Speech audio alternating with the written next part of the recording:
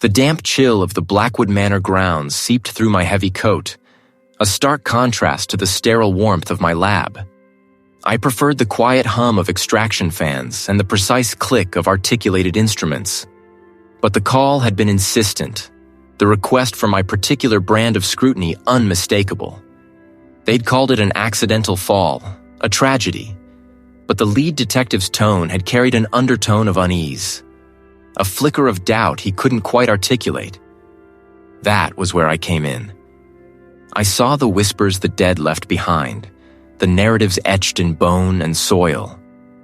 The estate loomed, a sprawling testament to bygone eras, its gables and turrets silhouetted against a bruised autumnal sky. Blackwood Manor. A name steeped in local legend, now the stage for the untimely demise of Dr. He'd been a titan in his field, known for unearthing obscure truths, not for tumbling down flights of stairs. Seth, glad you could make it. The lead detective.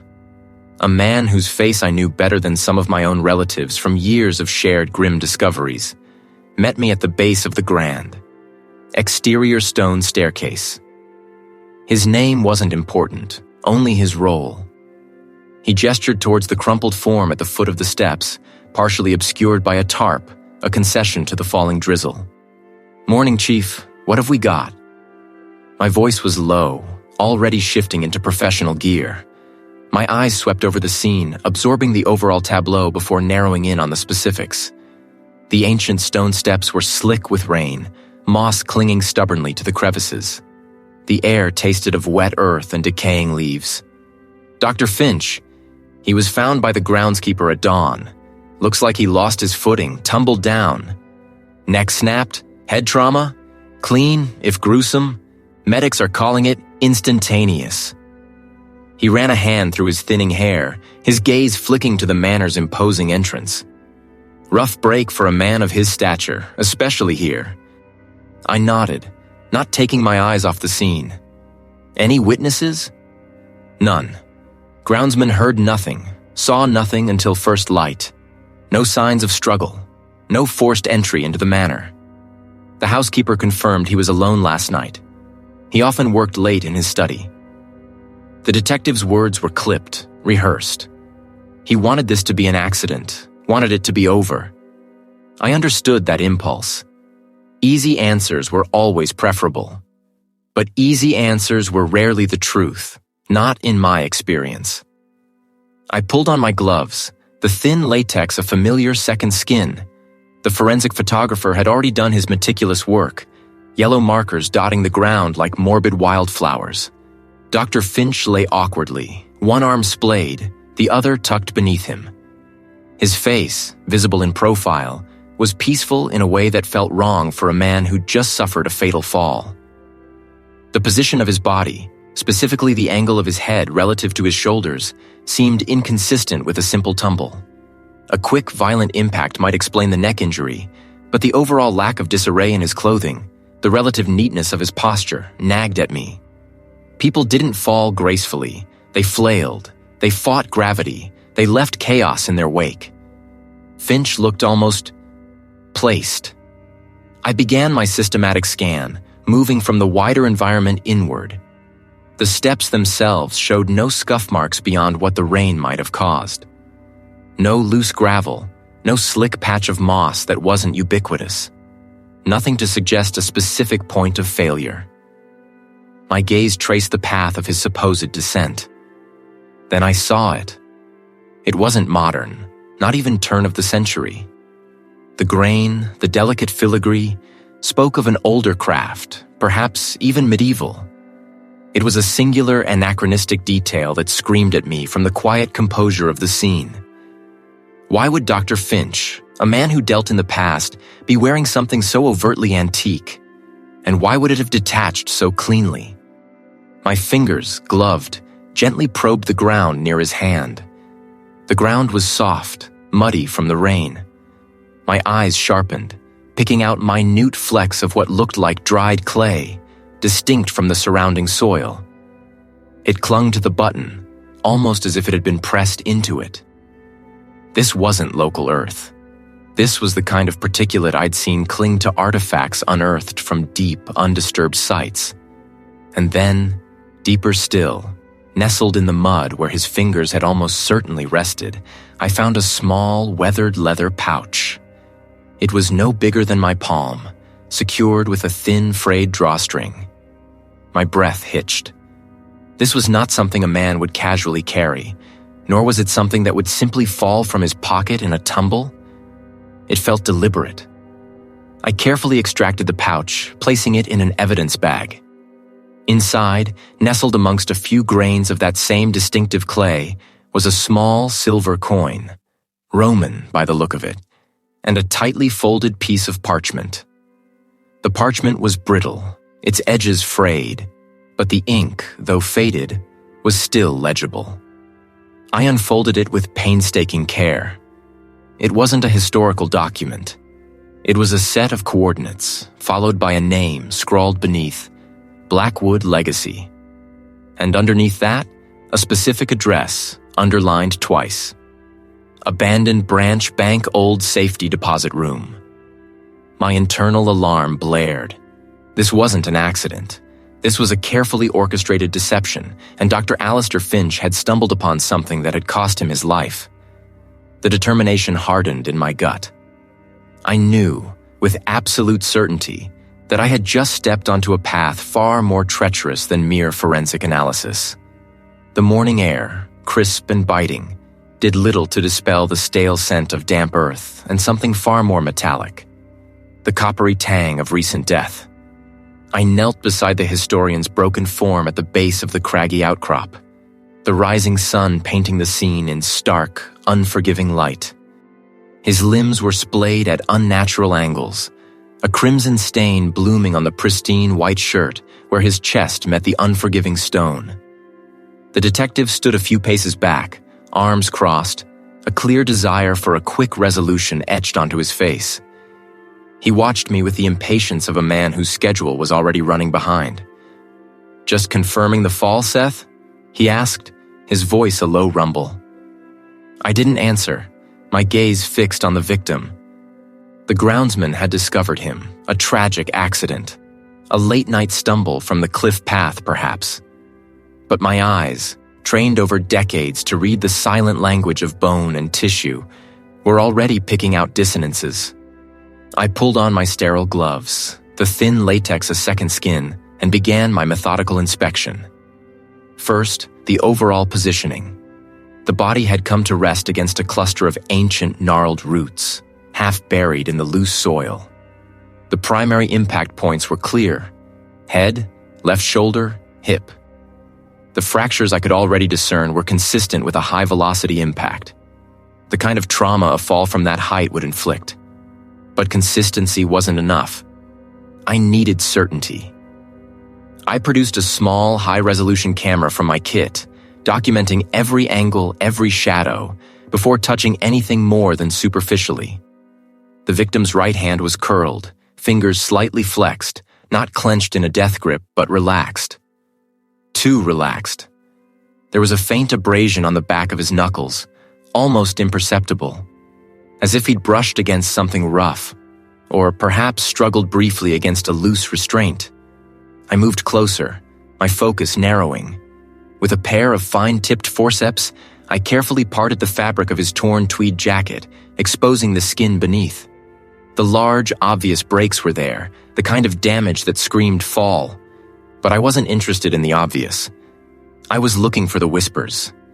I used a magnifying loupe, sweeping it slowly over the exposed skin, the hairline, the delicate bones of the wrist and forearm. And there it was. Not a clean break, but a constellation of minute, almost spiderweb-like fractures radiating from a small, bruised area on the ulnar side of his left forearm. The kind of impact that wasn't a primary fall injury, but a secondary, localized trauma. It was subtle, easily missed by an untrained eye, masked by the more catastrophic damage. These microscopic bone fractures were inconsistent with the reported fall trajectory. If he'd fallen forward, impact first on the head and shoulder, this specific pattern of injury to the forearm didn't quite fit. It suggested a different kind of force, perhaps a defensive blow, or an impact sustained before the fall, while the victim was still upright or struggling. A short, sharp blow. Not a consequence of the tumble, but a precursor. This wasn't just an accident. I meticulously collected samples from the victim's clothing. The tweed, though rugged, had snagged on various points during the fall, catching fibers, soil, and detritus from the cliff face. Using a micro-vacuum, I swept over the fabric, paying particular attention to the inner seams, the cuffs, and the pockets. Each sample went into its own labeled vial, destined for the lab. As I worked my way around the victim's left sleeve, near the area of the suspicious forearm fractures, my loupe caught something unusual. Embedded deep within the weave of the tweed, almost invisible to the naked eye, were tiny, iridescent flecks. They weren't natural rock mica from the cliff. These were different. Under the stronger magnification of my portable field microscope, their structure became clear.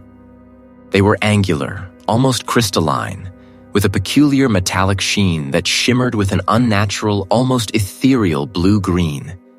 A unique mineral dust. It wasn't granite, basalt, or limestone, the predominant geological features of this estate. It wasn't soil, pollen, or plant matter. It was alien to this environment.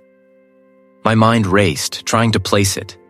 I had seen samples of rare earths, geological curiosities, but nothing quite like this. It spoke of deep earth, but also of human interference. A place of careful, clandestine storage, perhaps. A vault. The dust clung to the fibers, not as a casual environmental deposit, but as if the victim had been in close proximity to its source, perhaps even struggling within it. Find anything interesting? The detective's voice, closer now, broke my concentration. He was trying to sound casual, but his eyes held a glint of challenge. I straightened up, my gaze meeting his. More than interesting, I replied, my voice calm, but my internal resolve hardening. The fractures on his forearm are atypical for a simple fall. And this. I held up the glass slide, the iridescent flecks barely visible without magnification. This mineral dust. It's not from around here. Not this cliff, not this estate. It suggests he was somewhere else recently, before he came to rest here. The detective's jaw tightened. A coincidence. He was a historian. Probably spent time in dusty archives, old collections. He traveled. Perhaps, I conceded, letting the word hang in the air, thick with unspoken doubt. Or perhaps it's something else entirely. My suspicion of foul play was no longer a nascent thought. It was a solid, undeniable fact, etched into the victim's bones and clothing. This was no accident, and the answers, I knew, lay not just in how he died, but where he had been just before. The microscopic world of the mineral dust samples, meticulously scraped from the victim's trousers and fingernails, finally yielded its secrets. My lab, usually a haven of quiet contemplation, hummed with the low thrum of the mass spectrometer and the gentle whir of the electron microscope. I leaned over the oculars, my breath held as the image sharpened. The crystalline structures were distinct, unlike anything common to the estate grounds or the surrounding countryside. A unique blend of silicates, ferrous oxides, and trace elements, dominated by a specific type of chert. This wasn't just dirt, it was a geological fingerprint. I remembered an obscure paper he'd published years ago, a speculative piece on the unexpected mineral deposits found in certain forgotten industrial sites, places built over older natural formations. The paper had been largely dismissed by his peers, deemed too fringe. But the chert, it matched the description.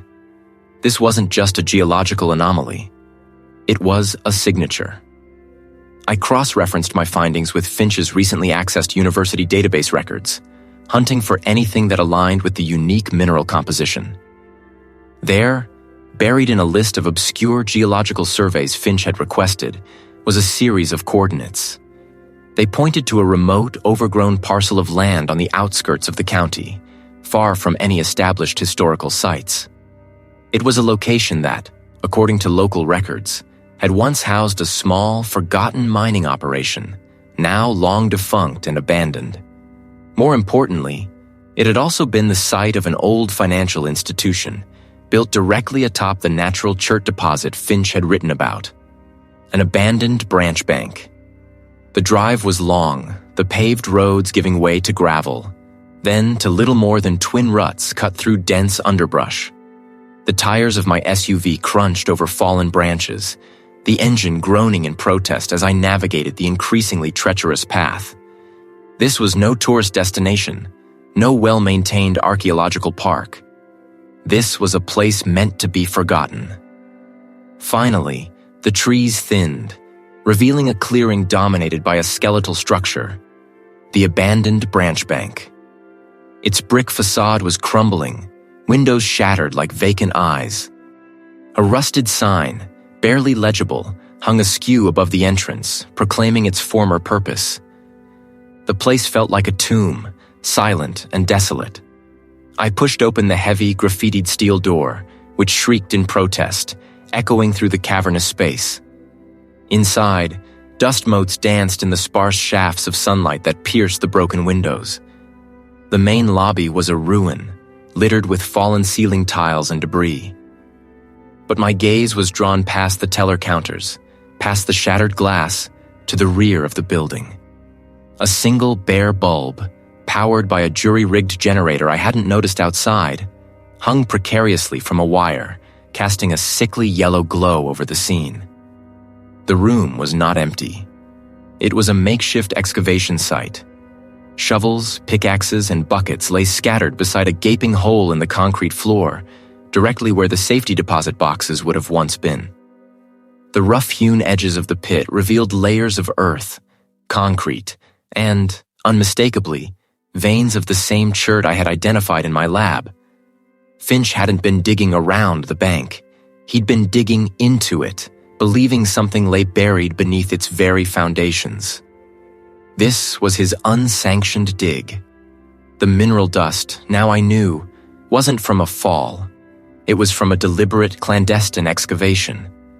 There were recent footprints in the fine layer of dust on the floor, too small to be Finch's, too numerous for a single person. And then I saw it. A discarded, mud-caked notebook, its pages waterlogged, but a name still visible on the cover. A name I recognized from Finch's university bio. His estranged research assistant. Finding the research assistant took a day of persistent inquiries, tracing old campus connections and cross-referencing public records. I located them in a cramped, cluttered apartment above a laundromat on the edge of the city. The assistant, a gaunt individual with perpetually worried eyes, opened the door a crack, suspicion hardening their features. "I'm Seth," I began, holding up my identification. "I'm investigating the death of Dr. Finch." The assistant's face paled, and they tried to close the door, but I gently, firmly placed my hand on the frame. "I know you were working with him. I know about the dig at the abandoned branch bank, and I know about the chert." The words hung in the air, heavy with unspoken accusation. The assistant hesitated, then slowly, reluctantly, opened the door wider, retreating into the dim apartment. The scent of stale coffee and unwashed clothes filled the air. "I need to understand what Finch was doing," I pressed, my voice low but unwavering. "And I believe you can help me." I haven't spoken to him in weeks," the assistant stammered, wringing their hands. "Not since he changed." "Changed how?" I prompted, sitting on a worn armchair, observing their nervous fidgeting. "He became secretive." They whispered, glancing around as if unseen ears might be listening. "Obsessed. He was convinced there was something hidden beneath the old bank. Something significant. A lost artifact, he called it." "What kind of artifact?" The assistant shook their head, a tremor running through their frame. He wouldn't say. Just that it was ancient, powerful. Something that could rewrite history, he claimed. It consumed him. He started meeting with people. Strange people. Not academics. Always late at night. Hushed conversations. I never saw their faces clearly, but they had a certain presence. Like they were used to getting what they wanted. Did he ever mention where this artifact was from specifically? Only that it was connected to some forgotten legacy. A bloodline, he called it. He became increasingly paranoid, convinced he was being watched. That's why he chose the bank, for its isolation, its forgotten status. He said it was the perfect place to hide something, and the perfect place to find something hidden. The assistant's gaze dropped to their lap. I left because I was scared. He wasn't the same man. He was reckless. I think the mineral dust, the chert, wasn't just evidence of a dig. It was a trail leading directly to a deeper, more dangerous secret. And the research assistant I knew had just opened a door to a conspiracy far larger than I could have imagined. The chert dust, the strange mineral residue on Finch's clothing. It clung to my thoughts, a gritty anomaly. Finch was dead. A prominent historian who had been obsessed with a lost artifact, and apparently a clandestine dig. The dots weren't just connecting, they were forming a clear, unsettling image. This wasn't a tragic fall. This was a cover-up, and the trail led to a deeper, more dangerous secret than I'd initially imagined. I made the call, pushing for access. The detective on Finch's case, a man named Miller, sounded wary, almost dismissive. He reiterated the official stance. Accidental fall, case closed. But I pressed, citing the anomalous particulate matter, the unusual wear on Finch's boots. Eventually, with a sigh heavy enough to register through the phone line, he conceded. "Fine, Seth, but make it quick. We're wrapping this up." His tone suggested a finality I found deeply troubling. The address Finch had scribbled in his notebook, the one that matched the geological survey data I'd cross-referenced with the dust analysis, led me to the edge of the city's industrial district. An old, forgotten building stood silhouetted against the overcast sky, its brick facade stained with decades of neglect. The main entrance was boarded up, but a side door, partially ajar, indicated a recent breach. Someone had been here, and not long ago. Inside, the air hung heavy and still, thick with the scent of damp concrete and decaying paper. My footsteps echoed unnaturally on the cracked linoleum. I moved through the desolate lobby, past overturned teller stations and empty offices, each space a testament to a forgotten era of commerce. The vault door, a formidable steel behemoth, stood ajar, its intricate locking mechanism bypassed with brute force. This wasn't the work of a casual trespasser. The metal boxes, once symbols of secure wealth, had been ripped from their mounts, scattered like discarded husks across the floor. But it was the center of the room that truly arrested my attention. The concrete floor had been systematically broken through, revealing a rough, uneven excavation. Fresh earth, still damp in places, mounded around the edges of a shallow pit. Tools lay discarded shovels, picks, a heavy-duty jackhammer, all coated with the same distinctive reddish chert dust I'd found on Finch. This was no casual dig. It was a focused, relentless search. I knelt, examining the exposed soil. Layers of sediment, disturbed and churned, told a story of hurried activity.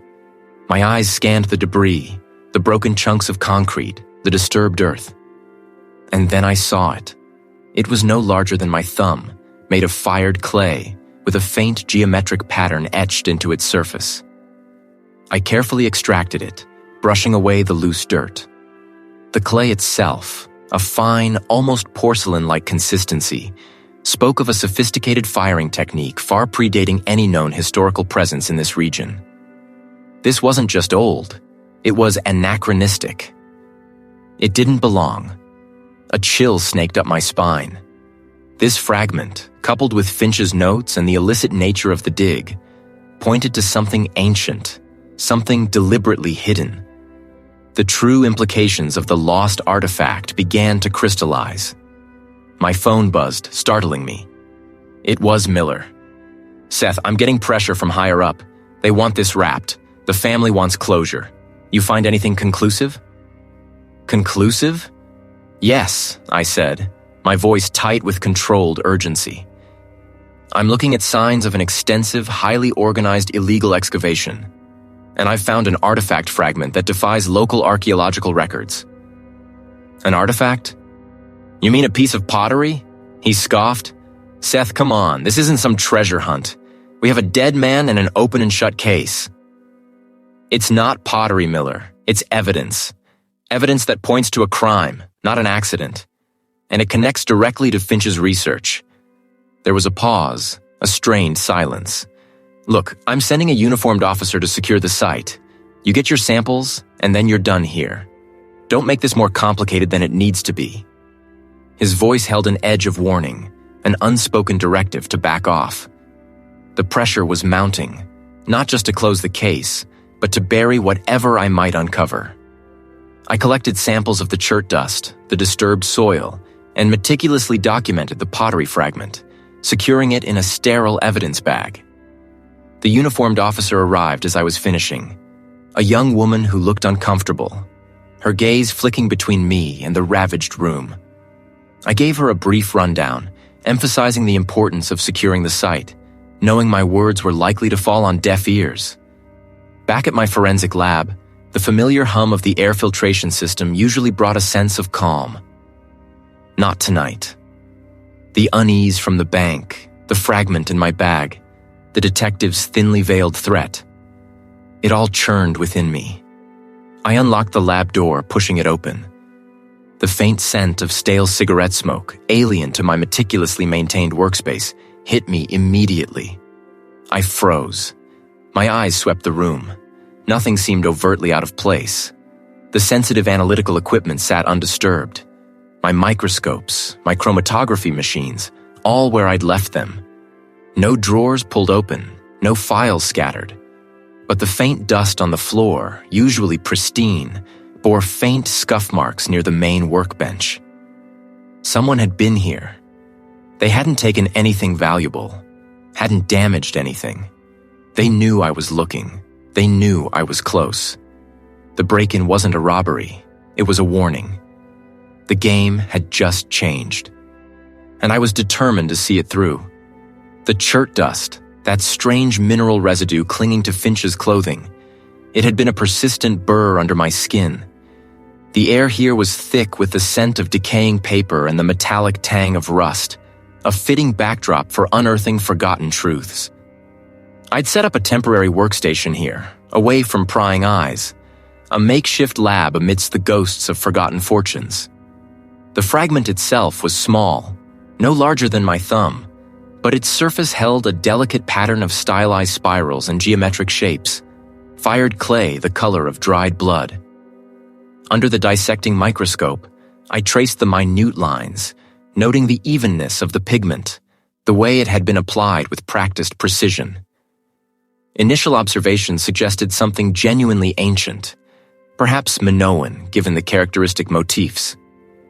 My fingers, accustomed to the tactile language of antiquity, felt the cool, smooth texture, the subtle undulations that spoke of a craftsman's hand. But then, a microscopic flaw. A tiny, almost imperceptible air bubble trapped just beneath the glaze, not typical of the firing techniques of that specific era. I adjusted the focus, my breath held. The fracture line itself, though jagged, showed a peculiar crystalline structure where the clay had broken, different from what I'd expect from centuries of geological stress. It was too clean, almost too perfect in its imperfection. My brow furrowed. I switched to a UV light, bathing the fragment in an eerie purple glow. The pigments, which should have shown a subtle, faded luminescence consistent with their age, instead fluoresced with an unnervingly uniform intensity. This wasn't the slow decay of organic binders over millennia. This was something chemically synthesized, designed to mimic. A cold certainty settled in my gut, displacing the earlier excitement. This wasn't an ancient relic. This was a masterwork of deception. An incredibly sophisticated forgery, crafted with such meticulous attention to detail that it would fool all but the most rigorous forensic examination. The specific style, the deliberate choice of motifs, the simulated patina. It was all engineered to perfectly imitate a particular ancient civilization, one known for its elaborate artistry and rarity. Finch wasn't just chasing a lost artifact. He wasn't merely a historian obsessed with a clandestine dig. He was a man stumbling upon, or actively investigating, a high-stakes forgery ring. The chert dust, the anomalous pottery fragment, they weren't isolated curiosities. They were threads in a meticulously woven web of deceit, a network dealing in false antiquity, polluting the historical record for immense profit. Finch's tragic fall suddenly looked less like an accident and more like an execution, silencing a man who knew too much. The unsettling feeling from earlier now had a sharper, more dangerous edge.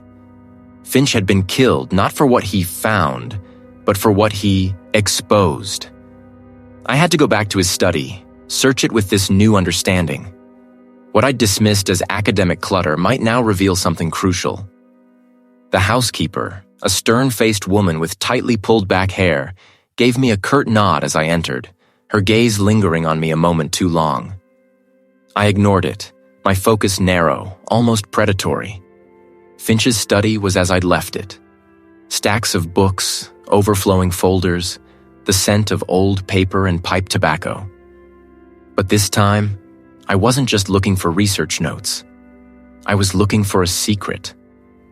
I ran my hands along the spines of his expansive library, feeling for anything loose, anything out of place. I tapped along the paneling beneath the desk, behind the heavy velvet drapes. Nothing. My frustration mounted, a hot prickle behind my eyes. Finch was meticulous, but also secretive. He wouldn't leave something vital in plain sight. Then, my gaze fell on an unassuming leather-bound volume, an obscure text on early Renaissance cartography, tucked away on a shelf dedicated to ancient navigation. It felt heavier than it should have, and when I pulled it free, a faint click echoed in the quiet room. My heart gave a sharp, involuntary lurch. Inside, nestled amongst a few desiccated parchment scrolls, were two items: a slim, brushed aluminum flash drive and a rolled-up piece of vellum. But it was the vellum that commanded my full attention. I unrolled it carefully on the polished desk. It was a map, hand-drawn, its edges brittle with age, but the ink was surprisingly vibrant. It wasn't just a map.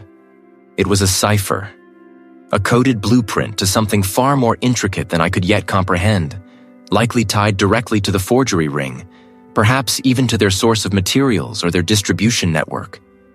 The tension in the room was palpable now, a living thing, pressing in on me. Finch hadn't just been exposing forgeries, he'd been tracking something vast, something dangerous, and this map was the key. My breath hitched. I wasn't just an investigator anymore.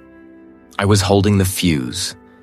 The pottery fragment, cool and rough beneath my fingertips, felt like the next piece of a puzzle I hadn't even fully assembled. Its pale, gritty surface held echoes of the chert dust I'd found on the historian's clothes, a persistent burr under my skin. I turned it over, examining the crude, almost primal etchings on its concave side. Not decorative, not functional in any common sense. I was hunched over a scarred metal table, its surface a mosaic of forgotten transactions and spilled coffee rings. Overhead, a single bare bulb cast a sickly yellow glow, illuminating the chipped paint of the vaulted ceiling and the rows of empty safety deposit boxes that lined the reinforced concrete walls. Each box a silent tomb for secrets long since removed or perhaps still waiting. The room amplified every small sound: the whir of my laptop's fan, the rustle of my jacket, the almost imperceptible creak of the building settling. It was an ideal place for clandestine work, far from prying eyes, but its isolation also felt like a cage. My fingers, still gritty from the fragment, moved to the keyboard. The detective had been hesitant, but the sheer volume of encrypted data found on the historian's devices, coupled with the unusual nature of the death, had swayed him. He'd given me limited access, under strict supervision of a junior officer, to a mirrored drive of the historian's digital archives.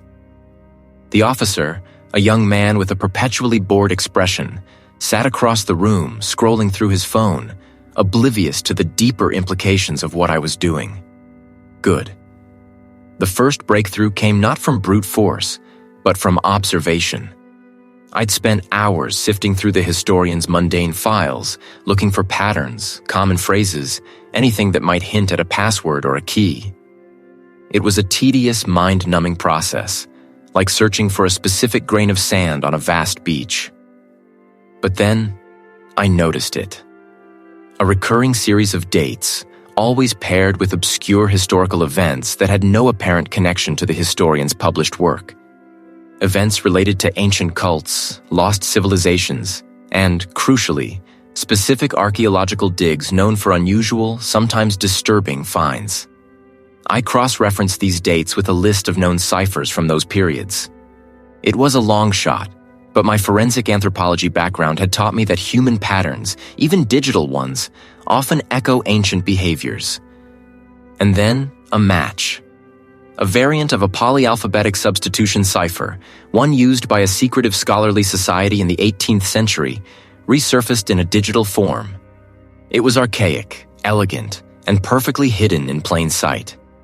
The first file unlocked was a map. Some of these symbols I recognized from obscure texts on Proto-Indo-European cultures. Others were alien, almost glyph-like. The map depicted not just the estate, but a wider network of locations. Old manor houses, abandoned quarries, even a few deep-sea coordinates. Lines connected them, forming a spiderweb that stretched across continents. Each node on the web was marked with a small, stylized icon. A serpent entwined around an obelisk, a stylized eye, a hand holding a flaming torch. These weren't just places, they were points of interest, crucial nodes in some vast hidden network. It was too vast for simple forgery. Then came the encrypted files. Hundreds of them, nested within layers of obscure folders, protected by the same complex cipher. As I decrypted them, the true scope of the historian's involvement and the danger I was wading into began to materialize. The files were a digital ledger, a correspondence, a meticulously cataloged collection of information that painted a chilling picture. They spoke of the legacy, not a financial inheritance, but a historical one. A narrative, meticulously curated and protected across generations. It wasn't about preserving history, but controlling it, rewriting it, suppressing inconvenient truths and elevating fabricated ones. The files detailed clandestine acquisitions of genuine artifacts, not for sale, but for concealment. And conversely, the careful placement of forgeries to mislead and distract. Then, the keepers. This was the inner circle. Not just wealthy collectors, but powerful individuals, scholars, politicians, even members of the clergy, all bound by a shared agenda. They manipulated archaeological digs, influenced academic publications, even orchestrated political events to maintain their grip on historical truth. The historian, it seemed, was one of them.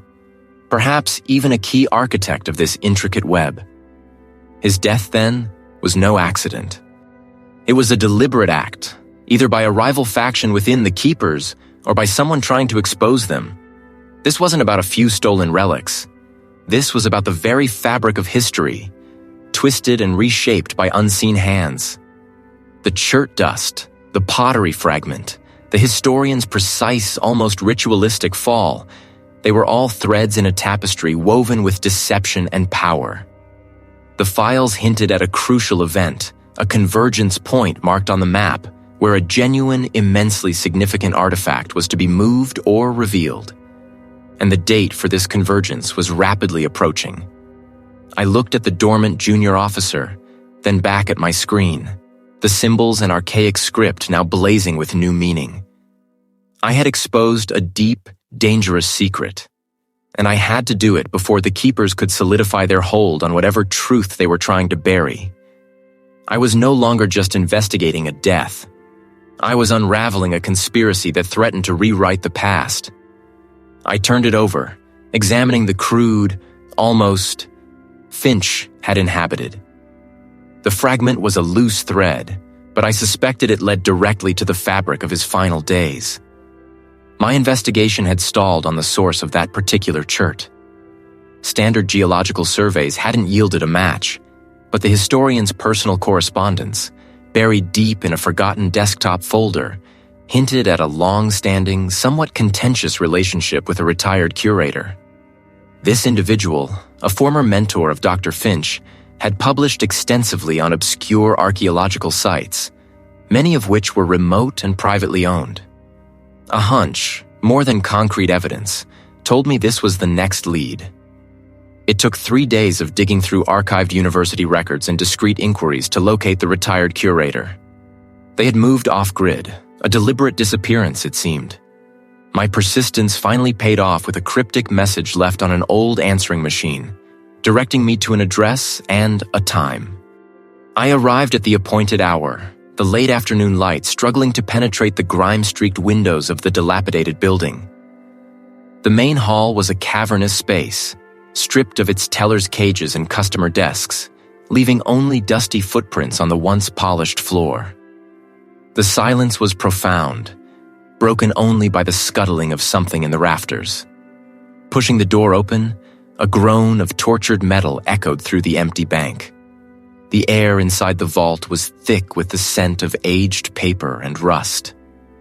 They were a slight figure, framed by the gloom, their face a roadmap of worry lines, eyes darting nervously as I approached. A single battery-powered lantern cast their shadow long and dancing on the far wall.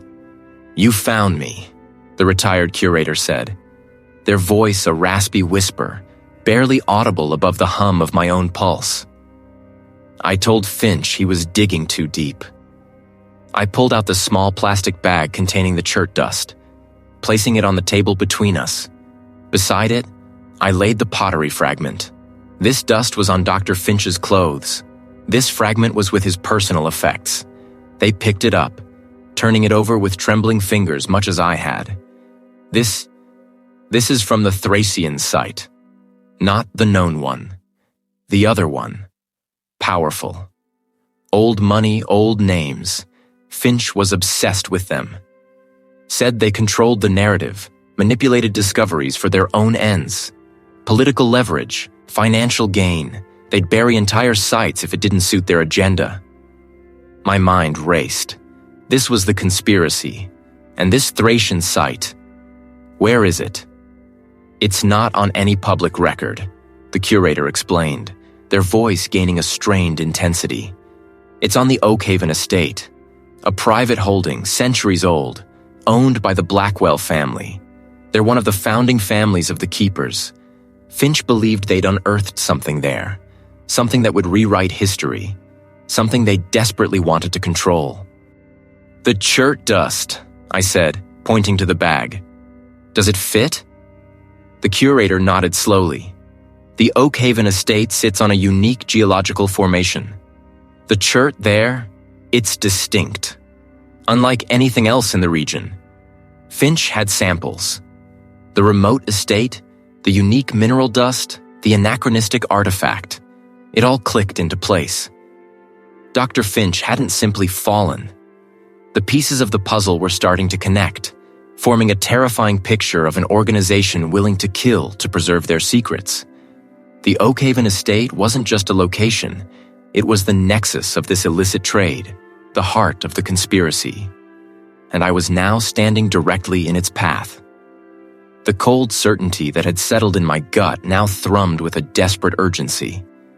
Finch hadn't just fallen, he had been silenced, and I was stepping into the very heart of that silence. The perimeter fence, a formidable chain link topped with razor wire, was my first challenge.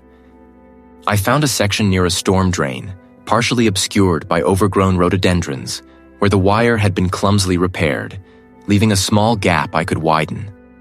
Once inside, the manicured grounds felt alien and hostile.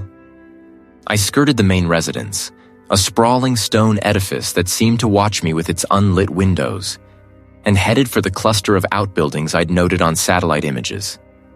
My objective was clear: find the anachronistic source, the link between Finch's death and the dust I'd found. The second building, a converted carriage house, showed a faint, almost imperceptible glow from a lower window, meticulously blacked out save for a pinprick of light at the very top. A strong, acrid scent, like burnt sugar mixed with solvents, hung in the air. This was it. I picked the lock on a side door, the tumblers clicking with agonizing slowness. Inside, a low hum permeated the air, a mechanical pulse. My eyes adjusted to the dim light filtering through the tiny gap in the window covering. The room was a laboratory masquerading as an artist's studio. Workbenches lined the walls, laden with an astonishing array of equipment. Industrial-grade 3D printers, their nozzles poised over half-formed replicas, laser-etching tools, microscopes, and vats bubbling with what looked like chemical aging solutions. Piles of raw materials, ground minerals, various pigments, even fragments of ancient pottery were meticulously organized. This wasn't just a forgery workshop. It was a state-of-the-art manufacturing facility, capable of replicating history with terrifying precision. The familiar, unique mineral dust, the same I'd found on Finch's body, coated every surface like a fine, glittering snowfall. My stomach tightened. This was the source. As I moved deeper into the workshop, my boot scuffed against a loose floorboard. I froze, listening, but only the hum of machinery answered. My gaze fell upon a section of wall, oddly devoid of tools or shelving. A faint, almost imperceptible seam ran vertically down its center, cleverly disguised within the faux distressed plaster. My fingers traced the line, finding a subtle give, a slight misalignment in the pattern of the stone. This wasn't just a wall. It was a door. With a surge of adrenaline, I located a small, almost invisible pressure plate disguised as a decorative rivet. I pressed it. A soft hydraulic hiss filled the room, and the section of the wall silently receded, revealing a dark corridor.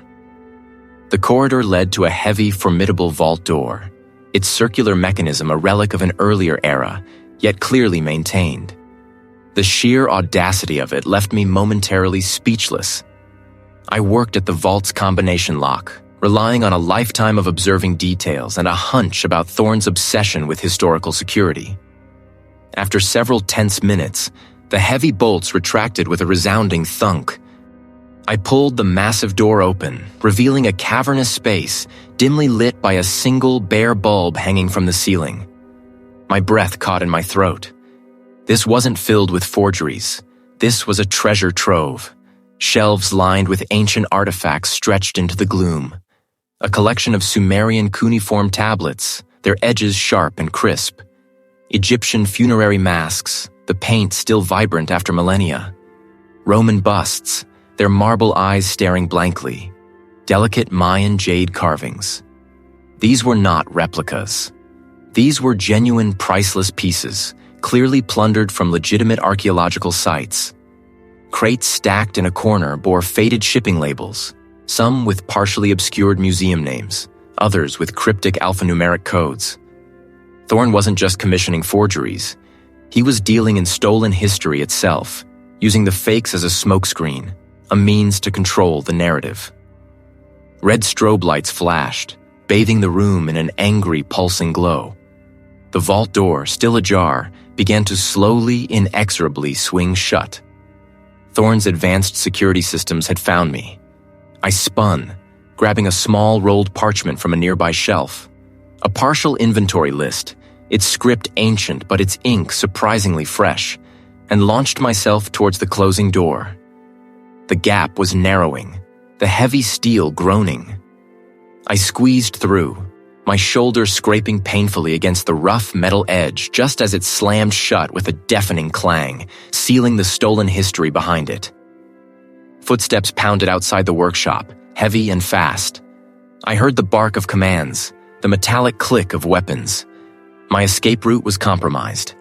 I sprinted back through the workshop, past the now blaring machinery, the red strobes reflecting off the polished surfaces of the forgery tools. The side door I'd entered through was no longer an option. I could hear voices converging on it.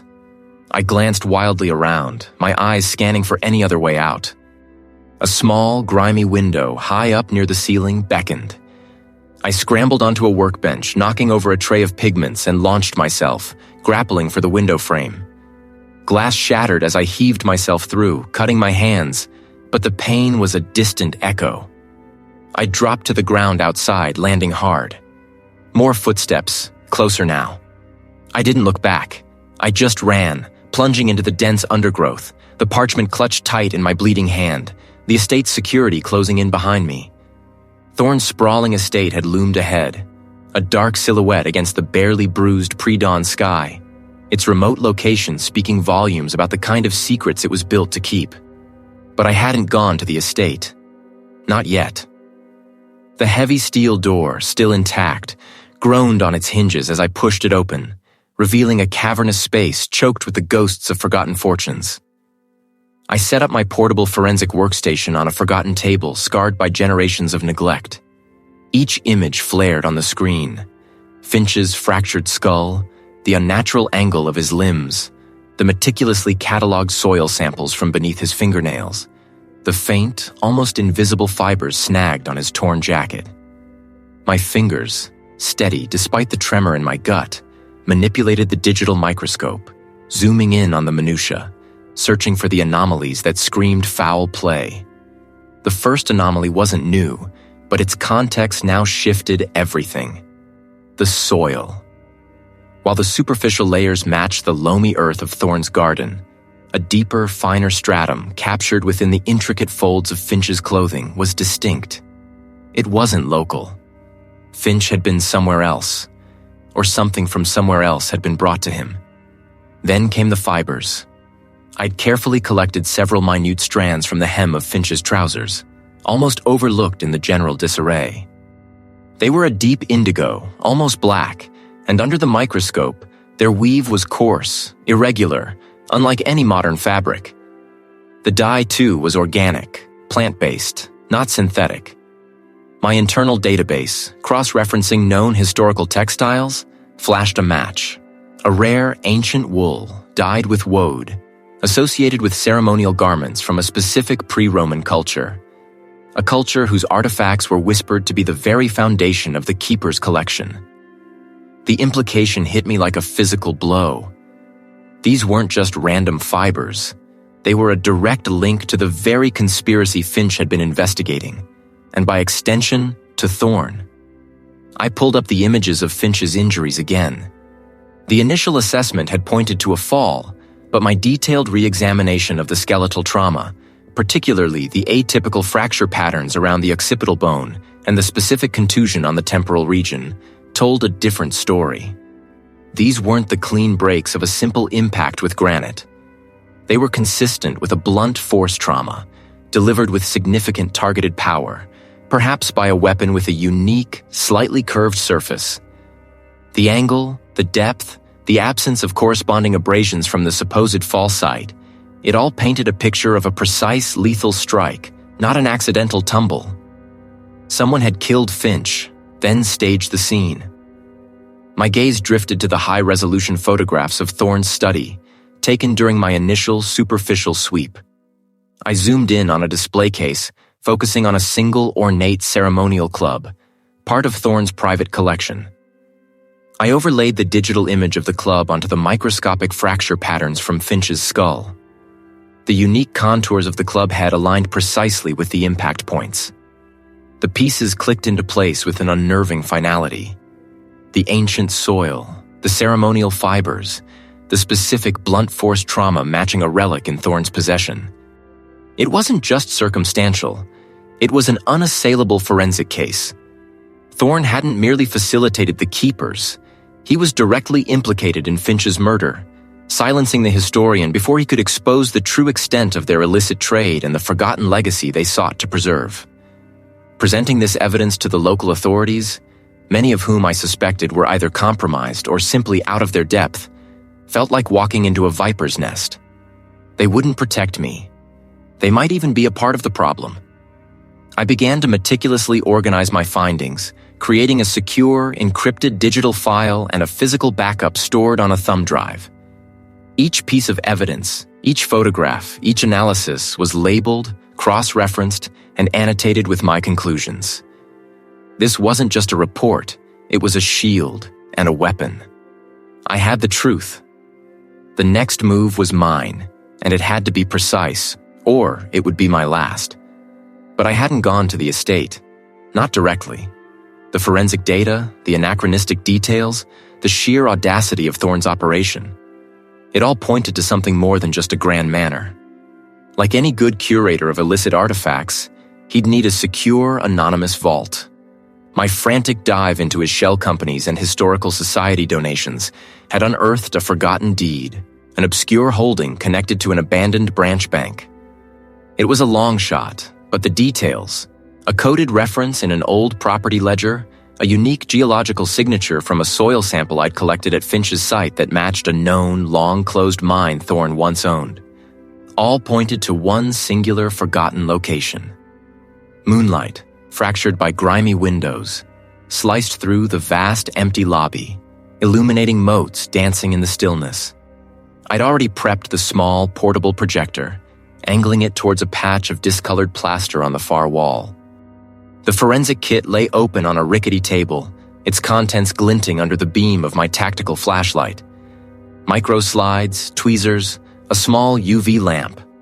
My phone, set to record, was tucked behind a loose brick near the floor, pointed subtly at the entrance. Every muscle in my body felt coiled, ready. This was it. The culmination of weeks of dissecting ancient bone and modern deception. A faint scraping sound from the lobby. Footsteps, heavy and deliberate, approached. My pulse hammered a frantic rhythm against my ribs, but my hands remained steady. This wasn't just about proving a murder. It was about tearing down a legacy built on stolen history. Thorne, flanked by a burly associate whose eyes scanned the room with practiced menace. Thorne's gaze, however, settled directly on me. A faint smile, devoid of warmth, touched his lips. "Seth, always so. I confess I didn't think you'd piece it together this quickly, or find this particular bolt hole." "You left a trail, Thorne," I replied, stepping forward, letting the moonlight illuminate my face. Not for the casual observer, perhaps, but for someone looking for inconsistencies. "Inconsistencies?" He scoffed, gesturing dismissively at the projector. "You think a few misplaced fibers or a speck of ancient dust will undo decades of work?" "I think the unique mineral deposits on the fragments of pottery found near Dr. Finch's body will," I countered, switching on the projector. A magnified image of iridescent blue crystals flared onto the wall. Specifically chrysochala, a rare copper mineral. It's found in significant quantities in only 2 places on Earth, the Atacama Desert and the specific abandoned mine you purchased a decade ago, Thorne. The same mine you used as a cover for the Keeper's excavation sites. Thorne's associate took a step forward, but Thorne merely raised a hand, his gaze fixed on the projection. His smile had vanished, replaced by a calculating stare. "And then there's this," I continued, advancing to the table. I picked up a petri dish, holding it under the UV lamp. A faint ethereal glow emerged from a few microscopic threads. The specific strain of ancient pollen, preserved in a manner only known to a handful of obscure cultures. Cultures you, Thorne, meticulously studied and plundered. These textile fibers, imbued with that same pollen, were found on Dr. Finch's hands, under his fingernails. Evidence of a struggle, yes, but also evidence of him trying to preserve something, to hold on to a truth you wanted buried. These fibers match the weave of the ancient burial shrouds you've been secretly excavating and trading. Thorne's jaw tightened. Conjecture. Circumstantial. No science, I corrected, my voice gaining strength. The anachronistic dating of the artifacts found at Finch's initial dig site artifacts you claimed were forgeries. They weren't. They were real. Too real for your narrative, Thorn. Too real for the false history you and the Keepers are trying to construct. You killed Dr. Finch because he was about to expose not just the illicit trade, but the deliberate manipulation of historical records to elevate your own twisted version of a forgotten legacy. The associate lunged. I reacted on instinct, shoving the table with my hip, sending the forensic kit scattering. I ducked under the man's wild swing, the stale air whooshing past my ear. My scientific mind, usually so precise, now screamed for raw survival. Thorn snarled, "Don't let him get to the vault." I heard the associate's heavy footsteps behind me, felt the brush of his hand against my jacket. I threw my weight against the vault door, fumbling for the archaic locking mechanism. Thorn was right. This was his vault. But it was also my trap. As the associate grabbed my shoulder, I pulled free, spinning around and shoving him into the nearest row of safety deposit boxes. The metallic clang echoed like a gunshot. I then kicked out, aiming for his knee, and heard a grunt of pain. I didn't wait, plunging into the narrow aisle between the boxes. I knew exactly which box I needed. My earlier reconnaissance, based on the coded ledger, had given me its location. A specific, unmarked compartment near the back. Thorn, surprisingly agile, was right behind me. Fool, it was locked. I cursed, remembering the small, specialized key I'd seen in Thorn's study, replicated hastily by a contact. I pulled it from my pocket, my hand trembling slightly. As I inserted it, I heard Thorn's associate recovering, his heavy breathing close behind me. The lock clicked. I yanked the box open. Inside, nestled among ancient parchments, was a small, ornate dagger, a known artifact, long thought lost, its provenance proving Thorn's direct involvement in the Keeper's network. But more importantly, beneath it, a leather-bound ledger. The true ledger. Just as my fingers closed around it, a powerful blow slammed into my back, sending me sprawling against the opposite wall of boxes. The ledger flew from my grasp, skittering across the floor. Thorn's associate stood over me, a cruel grin on his face. "That's enough of your meddling, Professor," the man growled, raising a fist. But before the blow could land, a blinding flash erupted from the lobby. The roar of a shotgun echoed through the abandoned bank, followed by a commanding voice. "Police!" Thorn froze, his face a mask of fury and disbelief. His associate, caught off guard, hesitated just long enough for an officer to tackle him. I pushed myself up, my back aching, and retrieved the ledger. It was heavy, tangible proof. My gaze met Thorn's across the rows of silent steel boxes. He knew, as did I, that his carefully constructed world was finally crumbling. Justice for Dr. Finch, bought at a perilous price. Flashlights danced, carving frantic paths through the dust motes suspended in the stale air. Thorn, his face a grotesque mask of impotent rage, stood frozen, the glint of handcuffs already catching the beam of a uniform's light. His associate, less cunning, less composed, lay sprawled, a uniformed officer's knee pinning him firmly. "Stay down, sir," the detective commanded. The immediate danger had passed, replaced by the methodical, almost clinical efficiency of law enforcement. My gaze, however, was fixed on the vault, its massive door now ajar, revealing not stacks of cash, but a trove of ancient history. "The artifacts," I managed, my voice hoarse, pointing a shaky finger towards the interior. "They're all here. Every last piece." The detective, having supervised Thorn's removal, turned, his expression shifting from stern resolve to a flicker of profound curiosity. He stepped into the vault, his flashlight beam sweeping across shelves laden with what appeared to be innocuous crates and boxes. But I knew better. I saw the glint of ancient bronze, the dull sheen of polished stone, the intricate carvings of wood that should have crumbled to dust centuries ago. These weren't just relics. They were the very threads of a forgotten narrative, meticulously collected and hidden. "This isn't just a bank vault," I explained, stepping closer, ignoring the ache in my side. "This is a private museum, a repository for the keepers. Every piece in here has a story, a dark echo of a legacy they desperately tried to erase or control." My finger traced the outline of a small, intricately carved figurine. This one, for example. It's from the same period as the historian's dig site.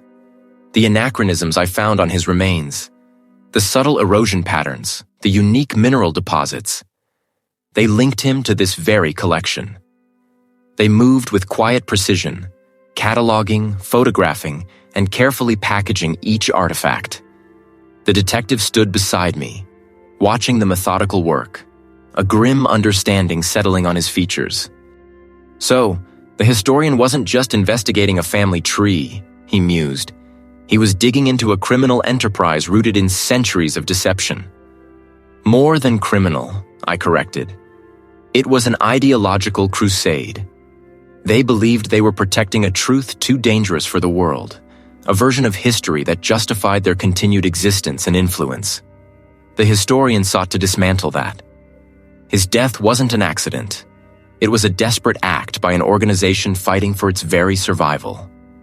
The days that followed blurred into a whirlwind of statements, expert testimonies, and the relentless hum of official investigations. Thorne's empire, built on a foundation of illicit trade and historical manipulation, began to crumble with astonishing speed. The recovered artifacts, authenticated by a consortium of international experts, became irrefutable proof, not only of the historian's findings, but of the keeper's existence. News channels ran continuous reports, their headlines screaming about an ancient cabal, a forgotten legacy, and the prominent historian whose tragic fall had, ironically, brought it all to light.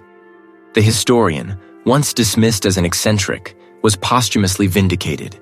His meticulous research now hailed as a monumental act of courage. I ran a hand over my stubbled jaw, the fatigue a deep ache in my bones. The truth, when finally unearthed, was rarely clean or simple. It carried the weight of the past, the burden of the present, and the uncertainty of the future.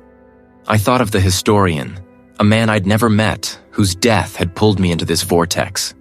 His unwavering dedication to historical accuracy had cost him everything, yet it had ultimately prevailed.